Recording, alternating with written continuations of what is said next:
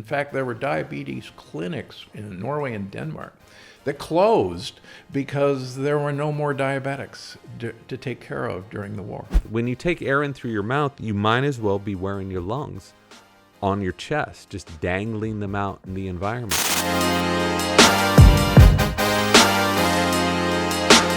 Well, we've known from day one that people with pre-existing conditions are the people who are going to get COVID. Well, start naming the pre-existing conditions. So it's obesity, it's diabetes, it's pre-diabetes, it's hypertension, it's heart disease. Well, all of those are actually from leaky gut. Hippocrates 2,500 years ago said all disease begins in the gut. And if we said, wait a minute, these people are set up for COVID because they have leaky gut, why don't we go and restore these guys' gut? Why don't we get gut diversity? Why don't we change the foods they're eating? And again, and this is important for your new book, in World War II, rationing was done in many countries, the United States, Great Britain, Norway, Denmark. And we know the effect of rationing. And rationing was, we rationed sugar and flour. And 40% of all the food eaten in the United States in World War II was from home victory gardens.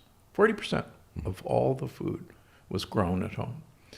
And you look at the incidence of diabetes, you look at the incidence of heart disease, you look at the incidence of death during World War II, and in those 5 years, all of these things dramatically plummeted. In fact, there were diabetes clinics in Norway and Denmark that closed because there were no more diabetics to take care of during the war. And so if we don't, if we just took some steps to arm ourselves, then you're right. We're surrounded by viruses 24 hours a day. We're surrounded by bacteria 24 hours a day. And they're not necessarily our enemy. They're looking for chinks in the armor. And if we don't give them the chinks, they're not going to get a toehold.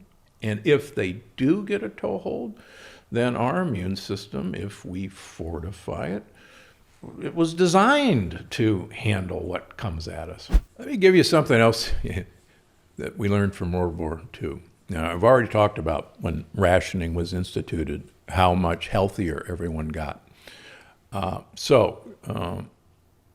Certainly that's number one. But one of the striking, sad findings, and that was actually really important, was the concentration camp survivors. Obviously, large number of people died in concentration camps, but the survivors, who were literally starved to death for the most part, one of the shocking things among the survivors was that these people never were ill, never got the flu, never got a cold, never got cancer. And you would have thought that in their profound weakened condition, that they'd be a setup for, catching a death of a cold, getting pneumonia, but they didn't. And that was actually, researchers said, that doesn't make any sense. Their immune system ought to be shot. They should be a setup. What's the deal? Well, it turns out that fasting is actually one of the best ways to make your immune system strong, because we're designed, and I talk a lot about this in my books, we're designed in crisis, if you will, that our green life force energy will empower every system to protect you, because if you don't make it through this hard time, you're not going to be around to reproduce. And at the end of the game, that's what we got to keep around to do. So it was actually these concentration camp survivors that were the impetus, sadly, to find out why simple fasting actually gets your immune system revved up to protect you. So what I ask people to do is, folks, just start skipping breakfast. If you wanted to do one thing to change your ability to fight infection, skip breakfast. And everybody goes, but breakfast is the most important meal of the day. Well, I can assure you that our ancestors didn't crawl out of the cave and say, what's for breakfast? There wasn't any breakfast. There wasn't a refrigerator. There wasn't a pantry shelf. There was nothing. We had to find, break fast. And you look at hunter-gatherers like the Hansas, they don't eat breakfast. They head out and they may eat breakfast at lunch. But we're designed not to eat breakfast. Breakfast is a cultural phenomenon, and quite honestly, big food taught us that breakfast is the most important meal of the day. Remember, no one ever ate a bowl of cereal until 1906. Never existed. The Brits never had a bowl of cereal until 1941 when America arrived and brought it. It didn't exist as a food. It's power of marketing. Power of marketing.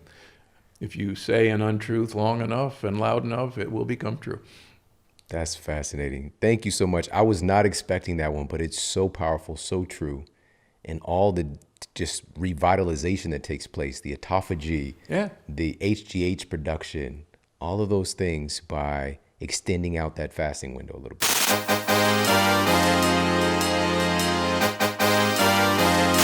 If you notice, when you take air in through the nose, you're forcing it through. Look at all of these structures it has to go through before it gets into your throat and before it gets into your lungs. So as it goes through those structures, your air is filtered and it's purified. So our noses are the first line of defense for our bodies. There are millions and millions of cilia. These are little hairs, and there's a mucous membrane which catches crap, which is why when you sneeze or exhale, there's a bunch of gunk in your snot, because that's like a sticky fly trap for stuff that's going up your nose. We have nasal hair as well. So all of these structures are there for a reason, because it is so much healthier to use purified, cleansed, heated, moistened, pressurized air than it is just taking air in through your mouth. When you take air in through your mouth, you might as well be wearing your lungs on your chest, just dangling them out in the environment, because they're exposed to everything in the environment: allergens, pollution, dust, mold, everything else. Our nose is our filter. So that includes, it's a great filter to help bolster your immune function and reduce the viral load around you if you are exposed. These are not my opinions. This is the work that was done by Louis Ignarro, who won the Nobel Prize in the 1990s for his work with nitric oxide. So he found that when you expose viruses, and he was doing this 14 years ago when the first round of SARS COVID was going around, when you expose them to nitric oxide, mammalian cells can live so much longer. And that's why people with COVID have been treated in, I think, 11 or 12 clinical trials with nitric oxide, and it worked amazingly well. So we produce a profusion of nitric oxide in our noses. Along with filtering that air, we're producing this molecule which essentially kills off bacteria and viruses. I want to be very clear that I'm not saying if you breathe through your nose, you're not going to get COVID. You're not ever going to get sick. I would never say that. I'm saying that this is a healthier route, and it can help bolster your immune function and filter out more of that gunk. All right, there's so much here. So versus breathing through our mouth, is there a percentage increase that we see breathing through our nose with nitric oxide? Yes, so we get about 6 times more nitric oxide breathing through our noses. Wow. So that's a lot, everybody. and I know that you understand the benefits of nitric oxide. So I'll just give you a little side note here that Viagra and Cialis and all those other drugs, guess how they work? They teach your body to release nitric oxide. That's why these drugs are able to open up the blood vessels and deliver blood so much more easily that way. That's what our noses help to do as well. And if you hum, you can increase your nitric oxide by 15-fold, 15 times the amount. So humming, which humming is a part of many prayers, it's a part of many religions, it's a part of many mantras. Om Satanama, and I think that there's a reason, because these prayers were, at least according to some researchers, developed to get us to breathe at a certain respiratory rate. And many of them include this deep vibrational humming, which can release a lot more nitric oxide.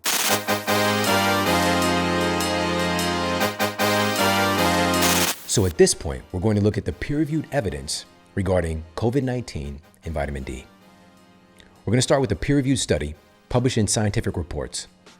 And it took a set of people with confirmed cases of COVID-19 who had no symptoms. And these were folks categorized in Group A. And they tested their vitamin D levels. And they also looked at people with COVID-19 who were suffering from severe symptoms, and they were categorized as Group B. Tested their vitamin D levels, and here's what they found. The scientists uncovered that the people with severe symptoms were significantly more deficient in vitamin D than people without any symptoms at all. It was one of the things that really jumped out at the researchers. It raised some eyebrows. The conversation started to get around at how this association might be something for us to investigate more. And so many other studies have come out since, digging in deeper and looking at this. Now, the researchers stated that, quote, the fatality rate was high in the vitamin D deficient Group B. Vitamin D level is markedly low in severe COVID-19 patients. Inflammatory response is also high in vitamin D deficient COVID-19 patients. This all translates into increased mortality in vitamin D deficient COVID-19 patients, unquote. Now, this is just one of dozens of studies that we now have, and mirroring the conclusion of almost 24 other peer-reviewed studies. The scientists stated, quote, we recommend mass administration of vitamin D supplements to populations at risk for COVID-19, unquote. They recommended mass administration. Prior to all of this stuff and the drugs coming on the market, all these things. But did you hear about this on the news? Did you hear that scientists were recommending mass administration of vitamin D because they could see right there in black and white that folks who are deficient in vitamin D, the likelihood of severe symptoms is exponentially higher. As a matter of fact, people with sufficient levels of vitamin D, were far more likely to have no symptoms at all. But yet you don't hear that on the news. You don't see the government agencies rushing to get something that is incredibly inexpensive to citizens, especially those who need it, who might not have money. That didn't happen. Why? Well, you very well know the answers to that already.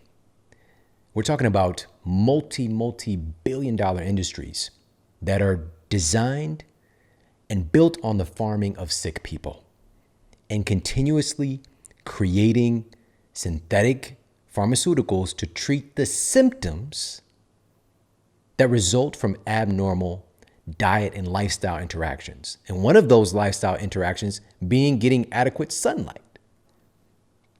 And so we've got a drug for that. We got a drug to treat the osteoarthritis. We've got a drug to treat the autoimmune condition. How about we address the underlying cause?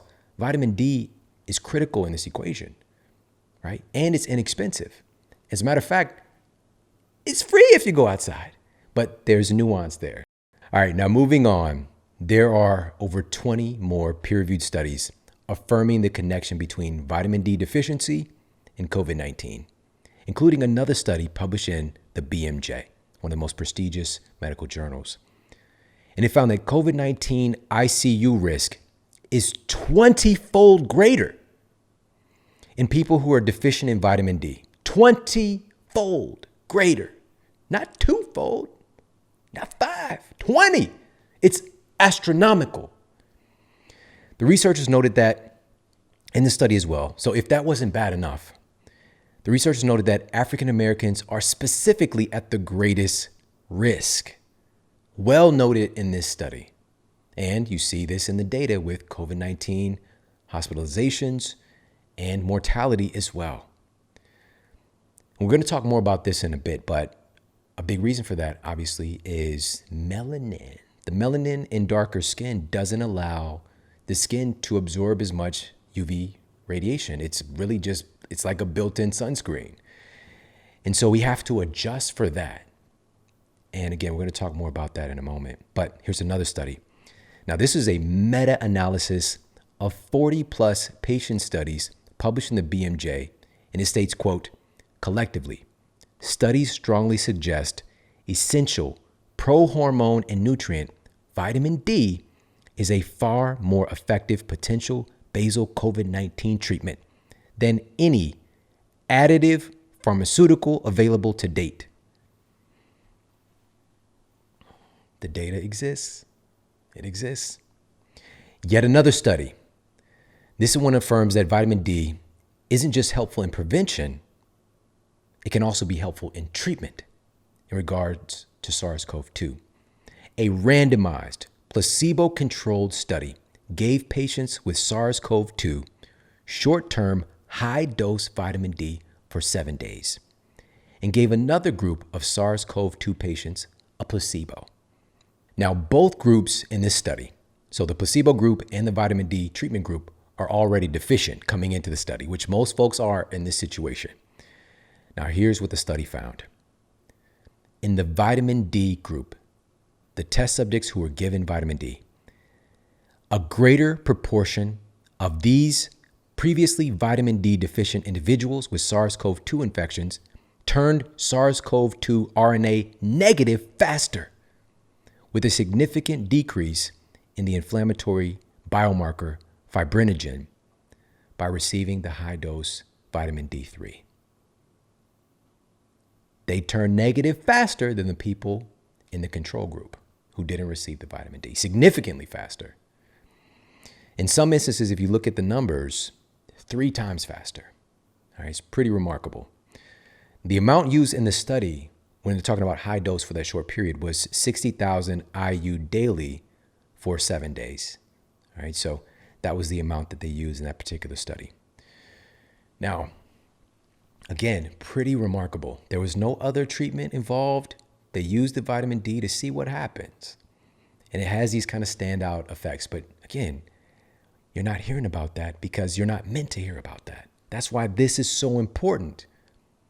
Staying plugged into things that are real and being able to see all of the nonsense and the misinformation and the lack of questioning things and looking at things from multiple perspectives. We just jump right to problem pharmaceutical. That's it. It was from the get-go. We got to find a drug for this. We got to find a drug, guys. Not looking at the fact 80%, according to the CDC, 80% of people hospitalized with COVID-19, 78% to be exact, almost 80%, were clinically obese or overweight. This matters. Let's address this. It's been over a year. Matter of fact, 5 years from now, unless we change it, the conversation still isn't going to shift to getting people healthier because the susceptibility is so high.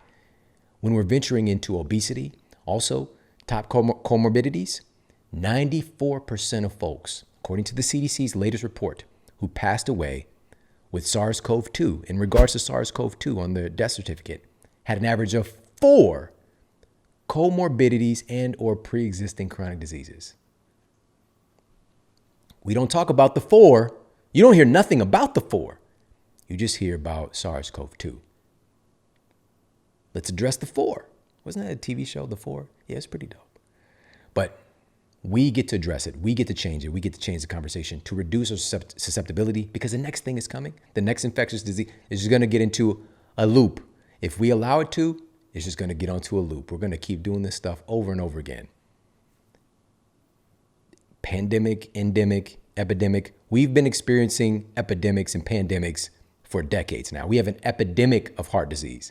Still the number one killer by far. Do you know how much heart disease deaths jumped up this past year? All right, the average is, somewhere around 630,000 a year. We had about 700,000 last year. But you don't hear that. And we also don't talk about the fact that a huge percentage of the folks who pass away in relationship to SARS-CoV-2, hypertension and heart disease was one of the comorbidities. So wow, that number jumps up even more if we give some credence, give some credit to the preexisting chronic disease that created the condition and susceptibility to SARS-CoV.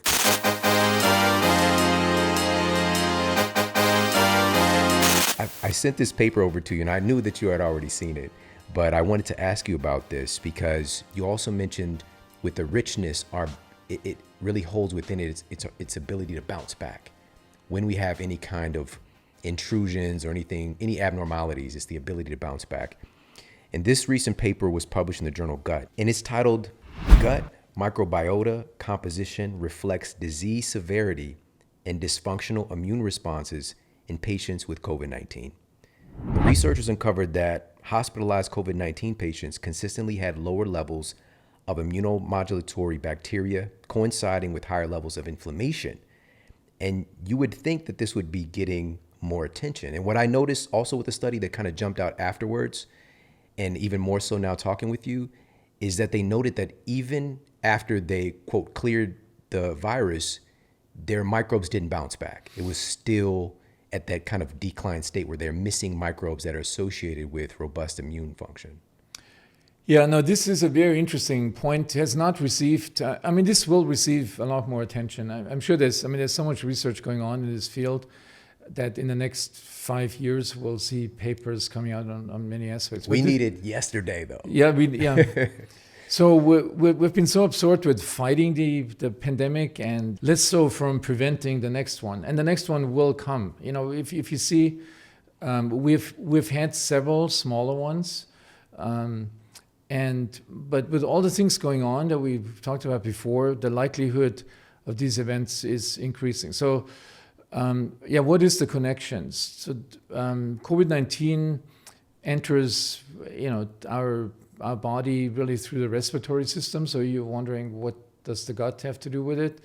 But then we talked earlier also about the fact that 70% of the immune system is in the gut, and a lot of the programming and modulation of the immune system that then goes to all the other organs happens at the gut level. So the microbes have a big word to say on that. And so the finding that they reported there, could be interpreted in two ways. One is, if you have a compromised, if you have a compromised gut microbial system, that by itself will increase the risk that you have exaggerated immune responses to any perturbation. And so it's quite possible that these people that they studied, they had these abnormalities before they got infected. In this study, they brought in people that were infected and studied them. But in a real longitudinal study, you would want to know, and these studies are coming out, somebody who didn't have it and then developed it, did they have this microbial abnormality before that put them at an increased risk? And I would say that's the more likely. Right. Because we also know, so some people got a more severe form of the infection. Some developed this long COVID phenomenon that the symptoms don't go away. And people that are at a higher risk of developing these more severe forms are, so we know who these high-risk populations are. Unfortunately, it breaks down along socioeconomic categories with socioeconomic, even racial, and it's probably not genetic. It's probably the correlation of socioeconomic with racial. Environment. The environment.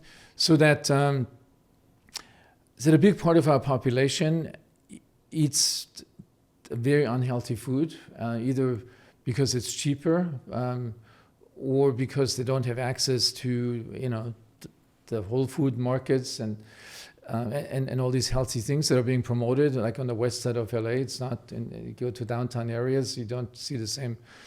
So those segments of the population had a much higher risk of not just getting it, but getting a more severe form, and also for this long COVID complication. And we know people that are on this poor diet, have a compromised microbial ecosystem, and they're missing exactly those organisms that they found in these patients. So I think there's a pretty good link between, and it spans, from. It's not just a biological thing. It's also sociological. It's a political thing that hopefully will draw more attention to populations that were most severely affected. And it's in the jargon of the discussion in the media, it's always said, well, it's the people that have more comorbidities that were more likely to develop the more severe form. Well, what these comorbidities are, as I point out in my book, are the consequence of a unhealthy gut microbiome and overreactive immune system. So it all fits together, and I think regardless where this infection attacks your body, it will always be influenced by what goes in, by your gut health, and indirectly then by the things that you feed your gut. It's really important to realize stress is not just something that happens at your brain level. It's almost like you have a mirror image of that state at your gut level, and every part of your gut, the peristalsis, the contractions, the secretions, fluid, acid secretion, mucus secretion, everything is affected by stress. If you take a stressed individual, either with an acute severe stress or a prolonged chronic stress, and you could characterize all the systems in your gut, they'll all be altered, and so not only the habitat in which the microbes live in is altered, but also some of these neurotransmitters, these stress mediators, affect the microbes directly. They have receptors for our own stress mediators. So it changes their behavior as well. It makes them more aggressive. So if you have if you have an enteric infection, and you're in a chronically stressed state, and so this is a very common thing. So people go to Mexico, get a GI infection. There've been studies. If people go to Mexico when they're really stressed to de-stress, and they get one of these infections, it lasts longer, and it's more severe, as if somebody is in a completely relaxed state to go on a week to. Wow. To Cabo or somewhere. It's so get that south of the border surprise. Yeah, and it's clearly a reflection of what happens in your brain ongoing.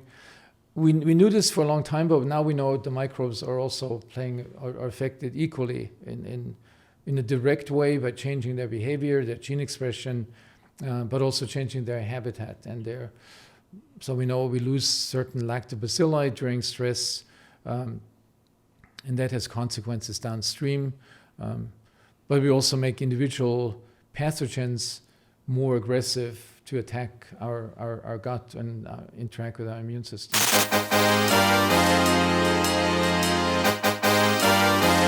What you can do to find out what's in your body fat is it's really simple. You stick a needle in it and you suck out a little bit of fat, and then you send it to a lab and analyze it. And they did that about 100 years ago, and they found that the portion of fats that are in this unstable category called polyunsaturated, or I'll just call them PUFAs, was somewhere between 2 and 4%. And throughout the century, when they checked in again, it kept on increasing. And now it's somewhere between 15 and 30% in the average person. And it's going to depend on your diet. Yeah, 15 to 30%. So, I mean, that's 10 times at what people used to have.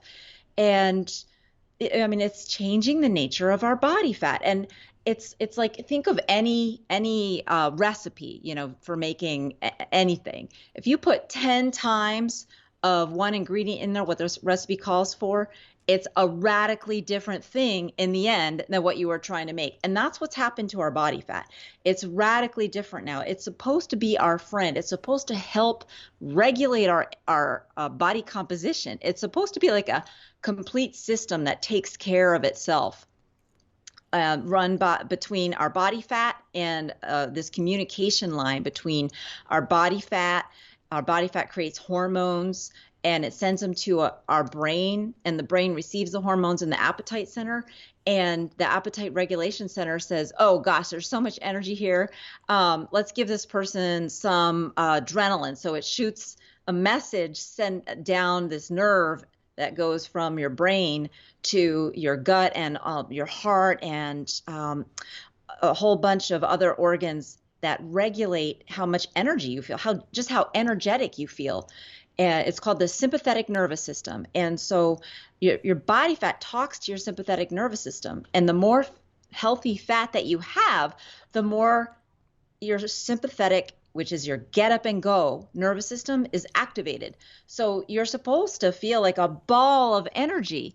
But instead, when people have overeaten for a couple days, they feel horrible, right? Like, how do you feel after you go on a trip and you just eat out the whole time, or go on a cruise and, you just eat the deep fried or whatever?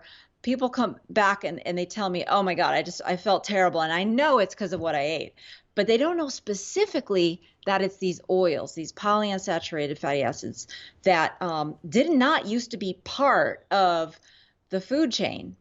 So they don't have to be, and you can get them out of your diet and out of your body fat, and that's when your life will change. Nature does not make bad fats. So if you're eating a whole food or anything that looks like food that has flavor, it's not a bad fat. But if it's in a bottle, it's clear, you don't know what it tastes like, it has no odor, it probably came from a factory. And what they do in the factory, it's at least 40 steps. 40 different types of machines. And the first thing that they do is they pour a whole bunch of the seed into a giant container, and they heat it, they put pressure in there, and they get some kind of a solvent like hexane, which is, in gasoline as well. And they try to dissolve out the lipid, the fat, from the seed. So they separate the fat from the protein and the starch and all the other stuff. And that creates a big, ugly, sludgy, disgusting, foamy, waxy mess. But what I just said is like multiple different machines. So they pump the oil in one direction, and then the solid parts, they're not done with that. There's still something that they're going to do with this disgusting pile. It looks like, poop. It just like plops over the edge of stuff, and it sits there in an ugly heap. They use that for animal feed, or they might use it to to make carpet backing, or they use it for industrial purposes, but they do feed it to animals. And so then they've got this foamy, waxy, crude oil, and it has to be refined. And that's where a lot of damage occurs, because these are very unstable fats. They've already been put through one process that strips out that separation I just described. It destroys any kind of vitamins that were in the seed. So, vitamin E, which is highly fat soluble vitamin that we need and the seeds need to keep those PUFAs stable. It destroys the vitamin E. It takes out a lot of minerals. It's so that it's not just that these oils are unstable. They've also been just stripped of nutrition. And then they have to be refined, bleached, and deodorized. And so that's where a lot more of the damage to the PUFAs occurs. And you actually get toxins that are sitting in the bottle by the time it leaves the factory, because the unstable fats have broken down and they degrade into unnatural molecules that don't exist in nature and our bodies can't use, and they have very toxic effects. But what does it look like? So just to paint a picture, we're talking about a huge warehouse with giant steel containers and lots of piping. And this is the same technology. If you've ever driven by a motor oil refinery, where they make gasoline, there's usually kind of a stinky smell. It's the same technology. They're refining the oil. They're fractionating out the different components of stuff that were in the seed. Our bodies suffer from inflammation when we are injured or when we have an infection. And so if you sprain your ankle and it swells up, that's an example of inflammation. You get punched in the face and you get a big swollen black eye. That's because of inflammation. And your body's actually doing it on purpose. Even though it hurts, your body's doing it on purpose because there's injury, there's destruction, and your body senses this and it comes to the area that's been injured and starts breaking it down, because just like any good home improvement project, if you got something that is not working right, it's broken, you got to remove it, you got to take it out. So you got to make it actually worse almost before you can rebuild it back from scratch up again. So that's what inflammation is for. And it's supposed to occur only when there's an injury or an infection or some other good reason. But what happens when your body fat is loaded with these seed oils is that the inflammation is triggered for no good reason. Like if you're, a lot of people have psoriasis or eczema on their skin. That's because the fat right underneath their skin, which is where most of our body fat is stored, is inflammatory, and it's for no good reason. It's just damaging the cells, and it turns red, or it makes certain skin cells divide and divide and divide, and that's what psoriasis is. It's super thick. So that's one example of an inflammatory condition that comes directly from the fat beneath your skin. Is it all about the weight? No, actually, it's a cause of the weight because of what I said about how it makes us tired. And in the Fat Burn Fix, I talk about how it also makes us hungry, controls our appetite. It makes us, crave sugar.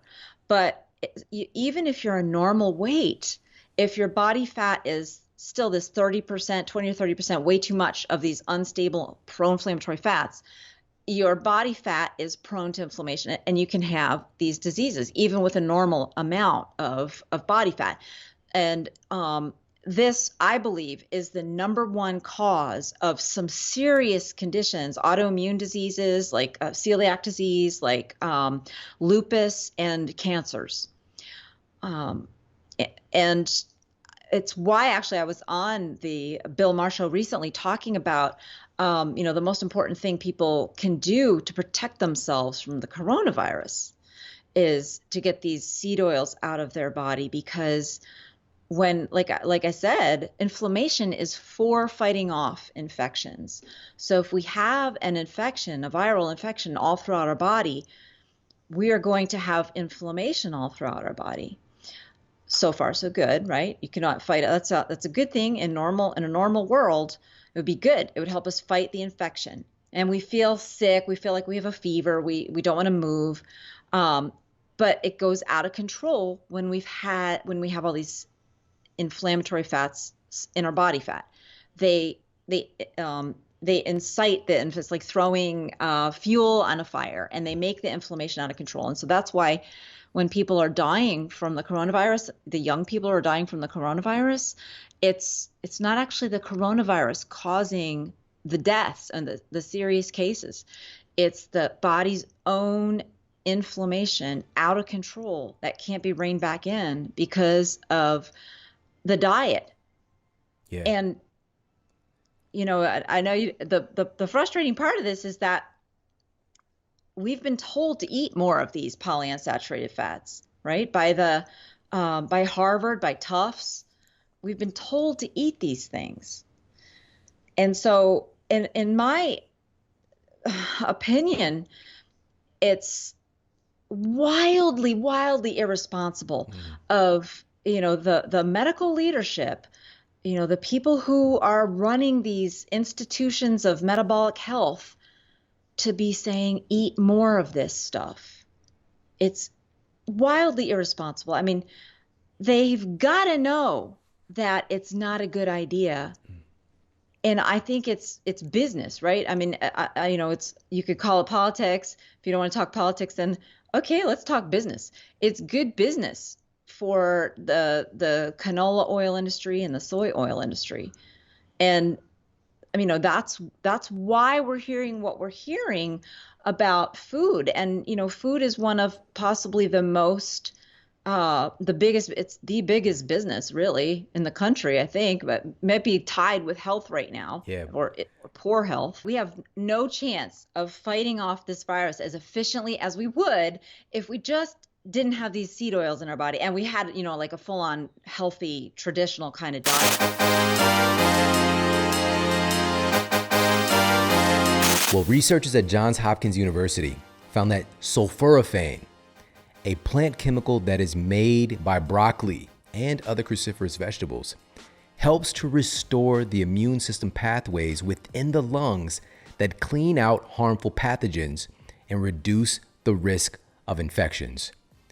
Researchers at UCLA also noted the potent ability of sulforaphane to reduce inflammation, specifically in the lungs. Another study, and this was featured in the journal BMC Cancer, revealed some remarkable benefits in reducing lung cancer risk in smokers and former smokers. The researchers found that the isothiocyanates that are uniquely found in broccoli and other cruciferous vegetables have a cancer modulating effect that defends the lungs against smoking-related damage. They noted that the isothiocyanates modulate carcinogen metabolism and facilitate carcinogen detoxification. That's really, really powerful. Now, circling back to the anti-inflammatory effects that broccoli compounds have on the lungs, I was shocked by how many peer-reviewed papers have come out recently analyzing the benefits that these broccoli compounds can have against COVID-19. I couldn't believe it. Like, who thinks of that? But I love it because this is the world that we live in right now. Yes, there's a lot of nonsense. Yes, a lot in medicine has been barking up the wrong tree. But there's so many folks now who are aware of the remarkable benefits and compounds that are found in foods that have just amazing benefits in the human body. Whereas food has largely been brushed off to the side in its importance in medicine, and negating the fact that our tissues are literally made from food. And we're trying to adjust and treat tissues with these external synthetic treatments, right? These newly invented treatments, not understanding that our tissues themselves are made from the things that we eat. So, does food matter? Of course it matters. And now many researchers have really put this top of mind and they're looking at things like this because, again, I was shocked. I couldn't believe how many studies were looking at these broccoli compounds and their relationship with COVID-19. Now check this out. A report published in Trends in Pharmacological Sciences highlighted how sulforaphane acts upon the defensive pathways used by the lungs and other tissues that combat excessive inflammation triggered by COVID-19. Aha! Another study published in the World Allergy Organization journal titled Efficacy of Broccoli and Glucoraphanin in COVID-19. A paper, again, looking at broccoli and COVID-19. Who knew? Who thought of this? All right, so the title of the paper again was Efficacy of Broccoli and Glucoraphanin in COVID-19, from Hypothesis to Proof of Concept, with 3 experimental clinical cases. All right, so that's the title of the paper. And this paper analyzed several studies employing broccoli compounds in relationship to COVID-19. In one study, the scientists detailed that capsules of broccoli seeds containing glucoraphanin. So this is another one of these compounds that are abundant in broccoli. And they found that consuming these capsules of broccoli seeds containing glucoraphanin being taken before the onset of SARS-CoV-2 infection and were continued daily for over a month after the first COVID-19 symptoms. So they started taking them before, got the infection, and continued taking them. And the researchers stated that this intervention, consuming these broccoli concentrates, was found to reduce many of the symptoms of COVID-19 rapidly. Another aspect of the study found that the intervention led to a reduction in severity of cytokine storms. Now, I'll tell you, this doesn't sound real. Like broccoli versus COVID, it doesn't sound real. It doesn't, all right? Because our paradigm is such that, we're looking for a new drug, some kind of like science has to come together and we find this thing, and this doesn't fit into that paradigm. But the data exists, all right? It's really interesting. It's not saying that this is some curative agent, some magic end all be all, but there are some notable compounds in here that are helping to reduce inflammation and helping to reduce the severity of symptoms. So we should definitely acknowledge that. And this is why, again, there's multiple papers looking at this. And I was going to say, this is why we need to investigate this further. Because if this is beneficial here, what else can it be beneficial for?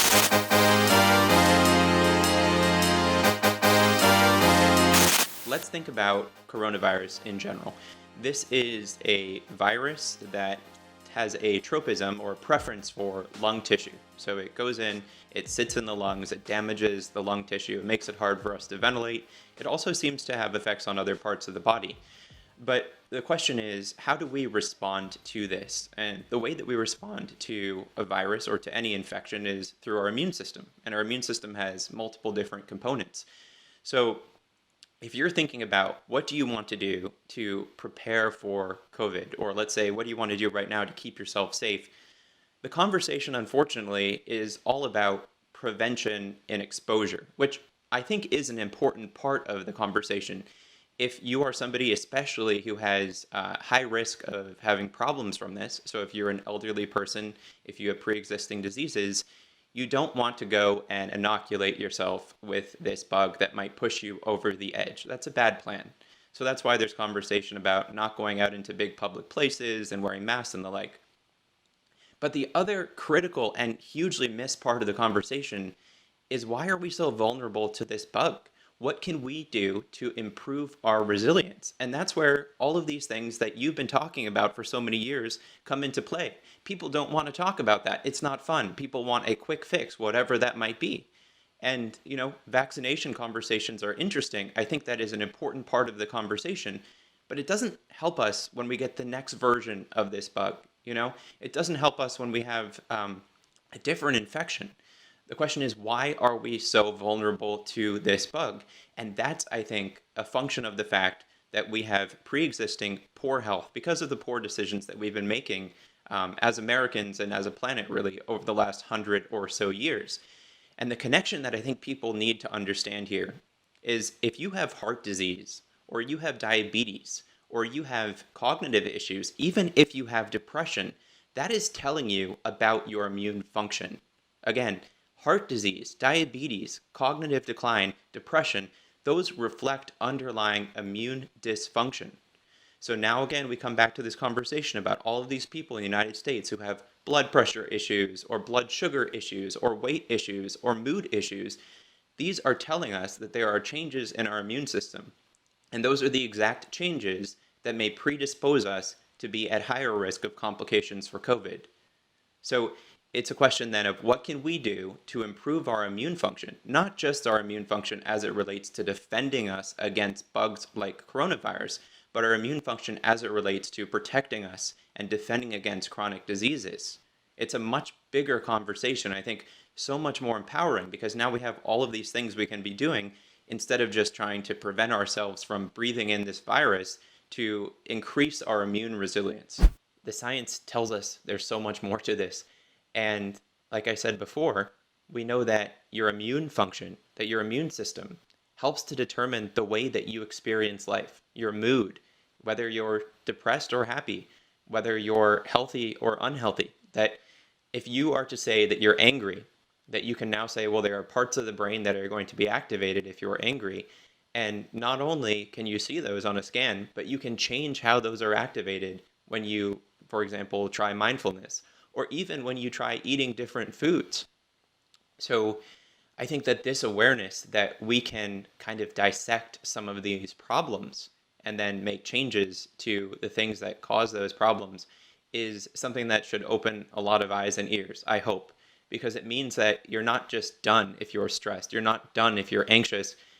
You're not kind of boxed in with depression, that there's so much more that you can develop as far as your understanding when you look at some of the science. So as it relates to what a person can do, I think the science in this space kind of comes in three main flavors, because I look at what are the inputs that are going into the body that are changing the way that we experience our lives, that are changing our brains. And the major inputs are going to be through the nervous system, so things like your senses, if you touch something, smell something, see something, through your gut, because so much of the information that goes into our bodies goes in through the gut, and other surfaces like lungs and skin, but really the gut because of the food and the microbes that are living down there. And then the major one I think that has been hugely undervalued is the immune system, because the immune system is really like a language that translates information from the outside of the body to the brain, to the inside of the body, that it takes the data from your food and from your gut microbes, and it converts it into signals that either race up the vagus nerve or go through your bloodstream, go through the blood-brain barrier, and then influence your brain. And so there's fascinating information that isn't all that new, but has been more recently explored, that your brain has its own immune system, that there are immune cells in the brain. And depending on the patterns of activations of those immune cells, that may predispose us to poor choices, to depression, to things like Alzheimer's disease, things like Parkinson's disease. And these cells are also involved in things like neurotransmitters, so things like serotonin, and that they're involved in things like neuroplasticity, which is kind of a buzzword in certain circles, but it really gets to this fundamental mechanism, which is that if you want to change your life, you have to do it by changing your brain. That if you can change your brain, then all of a sudden doors are going to open for you. And so that's kind of a lot of different steps through this process.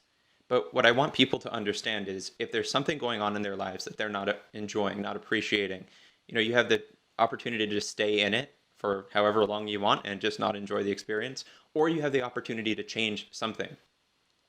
And that's something that you can change, I think, is best when it goes through the brain, because that's the best investment you can make. When you change your brain, it's going to kind of downstream affect every part of your life. So through things like dietary interventions, like things including gut support for the microbiome and for the gut cells, and more recently, through targeted immune interventions. And I'm not talking about things like getting an injection of this, that, or the other.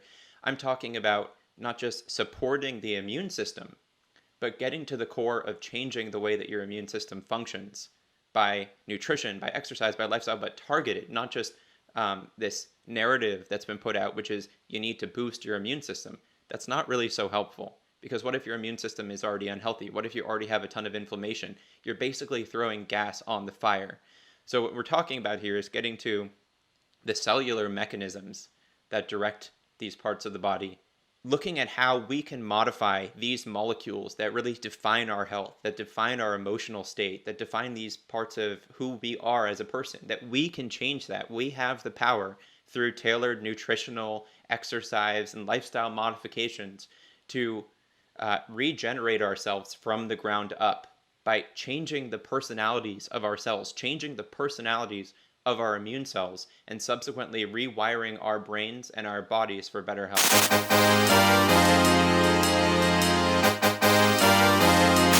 There's now, and I'm sure you've worn one or know of them, the continuous glucose monitors. We now have data. People that wore those during lockdown and quarantine, their blood sugar control dramatically worsened. So not only have we created this unsustainable mitigation strategy that we cannot continue to do because we can't make people unemployed and all that forever, but we've made the people that were vulnerable more vulnerable. Mm-hmm. I think it kind of goes back to this concept where we're talking about the innate immune system and the adaptive immune system. And so when we say cut our finger or get exposed to a virus, what should happen is our innate immune system should mount a response, and then slowly over time, the adaptive immune system should come in. But in people that are overweight or pre-diabetic, that communication is lost. So the virus tends to sort of replicate without any restrictions because there's dysfunction there. because of chronic inflammation and poor diet and glycemic variability. And so not only that, but this receptor that the virus utilizes to enter into our cells, people have heard about this, the ACE2 receptor, it's not only found sort of in the lung tissue and the cardiovascular system, it's found on fat cells or adipocytes. So the more body fat you have, the more sort of repositories you have to enable this intracellular, this virus to get into your tissues. And so, you have these overweight people who are, the viral load is a key problem. You and I are healthy. If you give us enough viral load, we can overwhelm our immune system and probably die. Whereas if we just caught this naturally, we'd probably be just fine. So viral load is an aspect that sort of facilitates the trajectory of disease.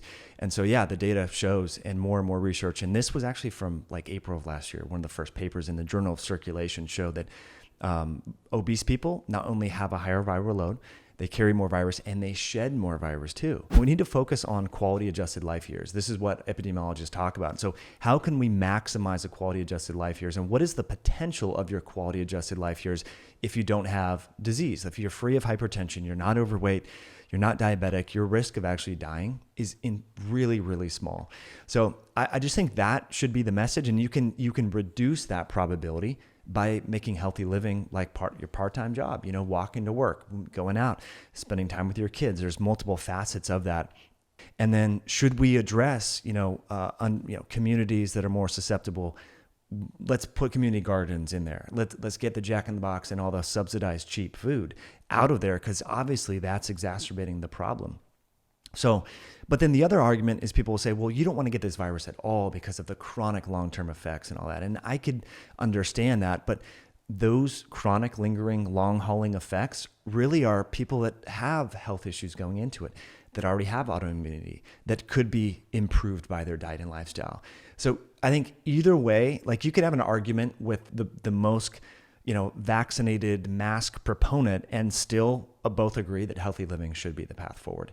It's sustainable, it's accessible to most people, and we should be allocating those funds, like you talked about, to these communities that don't have access to real food and exercise or a sauna. Like, what can we do to help them instead of just say shots, more shots? Because you sound like Little John. Yeah, right. Yeah. So I don't know the answers to all these public health issues, but I think we also need to look at what's sustainable. Just the other day, I think it was Tuesday of this week, British Medical Journal looked at 48,000 individuals in Southern California here from Kaiser and found that people that exercise, they have people that don't exercise compared to people that do regularly exercise leading up in the 6-month window prior to the outbreak. So this was in 2019, have a 2.7 or 2.9 times less likelihood of dying from COVID-19. So that should be the message, right? I mean, how many more masks and how much more hand sanitizer can we put on? So to answer your question with that sort of backstory, it just, what we have, and you talk about this in your book and have talked about this a lot, is chronic low-grade inflammation just is sort of like bandwidth our immune system, that renders our immune system less responsive to deal with acute insults. Whether that acute insult is a laceration or a trauma or a burn. Studies over the years have shown that overweight people, they don't recover from surgical procedures as well. If they need an orthopedic, hip replacement or knee replacement, if they get an infection, whether it's influenza or SARS-CoV-2, they just don't do as well because their immune system, we can dive into the nuances. I know you want to get there. The innate and adaptive immune system, so our sort of automatic, there's no memory in our innate immune system. It's just like it sees pathogens, antigen, it goes. There's this communication. The innate immune system needs to tell your memory side of your immune system, the adaptive immunity, that there's a problem. There's the virus. You need to ramp up antibody production or T cell immunity. That communication becomes, just like if we have too many programs open on our computer starts to run sluggish. So if people are hitting up McDonald's, if they're going to Dunkin' Donuts in the morning, if they're chronically, have this smoldering low-grade inflammation, there's this aberration in their immune system's ability to mount an appropriate response. And I think ultimately that's part of the problem. And then you see this viral load and the endothelial dysfunction that you talked about with William Lee and other people is, the pre-existing cardiometabolic risk factors. A lot of people have thick, hypercoagulable blood. And so then you add on this insult and it's just the straw that breaks the camel's back. So yeah, I mean, you and I have been sharing this message. People think it's controversial, but if we want to sustainably get out of this, because all of these solutions ultimately right now, for the most part, are unsustainable. We get booster shots, more vaccines. I'm not anti-vaccine, but it's like we have 330 million people, right? To manufacture that many doses and then new doses under good quality control, just that's a logistical hurdle. We have kids that are out of school, they're on Zoom, they're getting more overweight. They're learning bad habits. They're spending time on screens. Like these things have unintended harms. And so my message and your message has just been like, hey, look, just like we look at health and nutrition, let's look at the root cause of what's making people sick and what can we do to sustainably make them more resilient. Hey, if you like this video, make sure to check out this video right here to up-level your health today. MicroRNA causes epigenetic changes, right? In addition to methylation groups on histones and all of these things, which are the intricacies of how our DNA is sort of compacted. So what epigenetic effects is these new proteins having or their delivery system having on genetic expression?